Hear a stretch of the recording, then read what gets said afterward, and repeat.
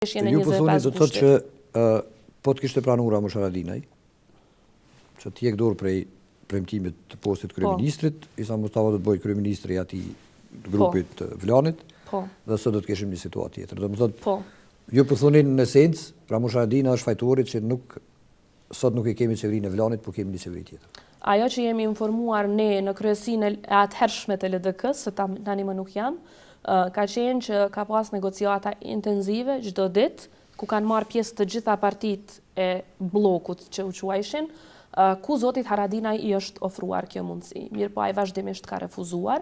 Madje jemi informuar edhe nga disa ambasada të Kuintit që edhe ata kanë provuar, ashtu s'po na është thënë neve. Tani unë vërtet nuk mund të flas se çka i është thënë AK-s, por kështu na është përcjellur neve, që ky propozim është provuar që të shkohet përpara, mirë po nuk ka pas asnjë lloj pajtimi nga ana e AK-s.